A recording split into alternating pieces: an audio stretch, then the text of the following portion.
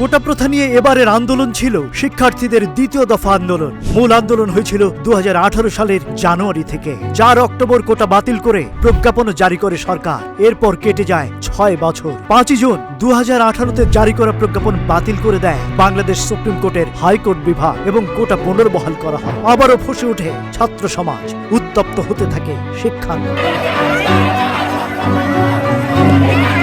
ছাত্রদের অভিযোগ, এটা সরকারের কোটা পুনর্বহাল করার কৌশল মাত্র। কারণ বিচার ব্যবস্থা থেকে শুরু করে প্রশাসনের সব ক্ষেত্রে আওয়ামী লীগ সরকারের অনুগত। তাই তাদের দাবি ছিল সংসদে আইন পাশ করে কোটা প্রথা সংস্কার করা।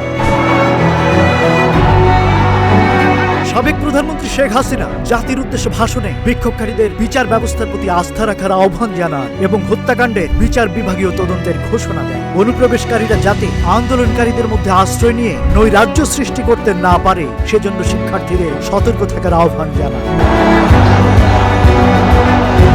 সরকারি চাকরিতে নিয়োগের ক্ষেত্রে সর্বোচ্চ আদালতের রায় আসে। কোটা প্রথা হিসেবে মেধাভিত্তিক 93%, শহীদ মুক্তিযোদ্ধা ও বীরঙ্গনা সন্তানদের জন্য 5%, ক্ষুদ্র জাতিগোষ্ঠী 1% এবং প্রতিবন্ধী ও তৃতীয় লিঙ্গের জন্য 1% নির্ধারণ করা হয়।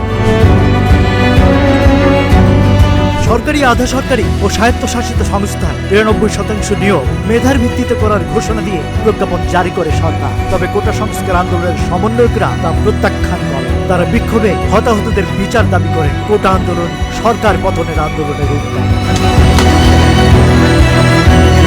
সারা দেশে যোগাযোগ বিচ্ছিন্ন করে শুরু হয় ক্র্যাকডাউন। বিভিন্ন বাহিনীতে থাকা সরকারের অনুগত লোকদের নামিয়ে দেওয়া হয় রাস্তায়। অহিংস এই আন্দোলন ক্রমান্বয়ে সহিংস রূপ নেয় 15 জুলাই থেকে। যতই ভয় চাপিয়ে দেওয়া হয় তা জয় করে জনতা হয়ে ওঠে ততই দুর্দম। শুরুতে কিছুটা পিছুপা হলেও অনেকটা পাবজি স্টাইলে পাল্টা আক্রমণ করেন সাধারণ শিক্ষার্থীরা।